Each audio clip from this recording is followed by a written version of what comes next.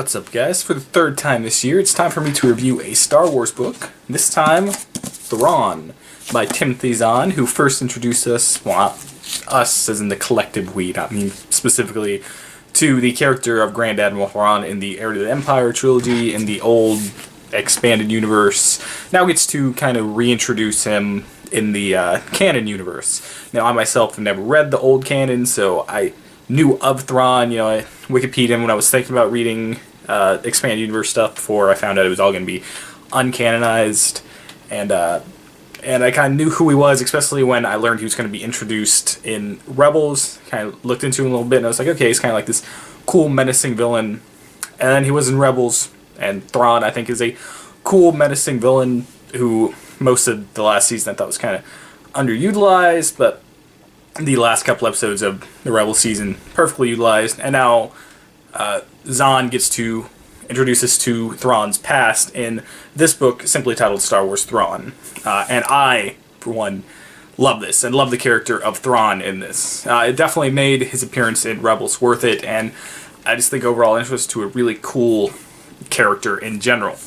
Now, the book itself takes place over a vast period of time, and is most reminiscent to me of a Sherlock Holmes book, and that's kind of why I loved it. Because basically in this book, Thrawn is like, not necessarily evil Sherlock Holmes, but menacing, do what needs to be done Sherlock Holmes, and he does his ways of detecting who people are, and I'm reading through it and I'm like, this is basically Sherlock Holmes. It kind of kicked off this Sherlock Holmes thing for me. In fact, right now I'm reading Moriarty's the book I'm reading right now, and I'm also going to get the other Anthony Horowitz Sherlock Holmes book, because this just made me want to read Sherlock Holmes type stories. And he has his own Watson in the character of Eli, who also kind of gains his own deduction skills and his own training from Thrawn.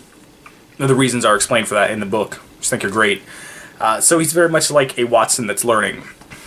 He also has his own Moriarty in the character of Nightingale, I believe. I can't remember. It's some night book, or night bird, who's very well played, and it kind of shows a Moriarty that's kind of on the good side. He's kind of like working for the rebels. So it's like, where does that make Thrawn Moriarty? But when you learn Thrawn's backstory in this book, you kind of are like, no, that's not him being evil. He's kind of just not even misguided. He's doing a necessary evil for his people, the Chiss. And there's one very long con that's played throughout this book. When that gets revealed near the end, I think it's very well done. And it also has a side character who I was like, oh man, I kind of like this side character, and they're the character that you see turning evil the whole time. And then I find out reading through this that, oh, that's a character that's been in Rebels this whole time. And just the ability to kind of hide that. I guess if you recognize the name right away, you would know that. But me, for one, I'm learning about this other character who I'm first kind of like, why do I care about this person from Lothal? This is the only reason that's here, because Lothal is important in Rebels and stuff. And then it's like, oh, that's that character. And it kind of makes sense. And the way that they kind of show this dark take into politics. And once again, Star Wars politics is done great in this book, as in most of the new canon books. The political side of it has all been very well done in a Game of Thrones-esque way. And to kind of miss the Game of Thrones-esque politics with a Sherlock Holmes type story, all set in Star Wars. I mean, this is my new favorite new canon book.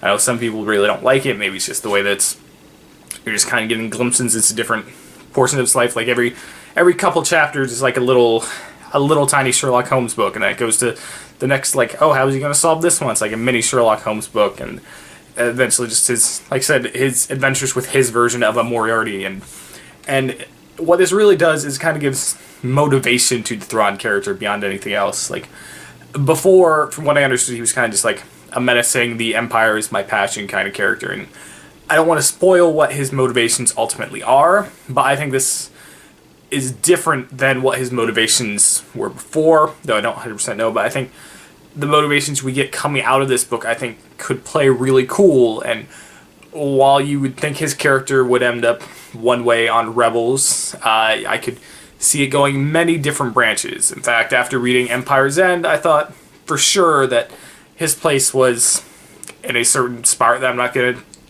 spoil Empire's End about, but now I could see, oh, this could go many different ways, and kind of just the expanded universe in general, I think, take a bunch of different directions off of this. So I think it kind of like opens up a lot of doors for new canon that I don't think were there before. I really enjoy this book. I thought it was Sherlock Holmes in space. I know I said that many times, but I just really enjoy that, and it's made me want to read more mystery novels, because mystery novels are great, and that's what this was. I give it a 5 out of 5. I really enjoyed it. I think it added a lot to Star Wars, and also really helped turn Thrawn into a different character in my point of view. Not necessarily evil, but just doing what he had to do. So yeah, I really enjoyed it. Let me know what you think of Thrawn in the new canon. If you read the book, let me know what you think. And yeah, see you guys next time. Peace.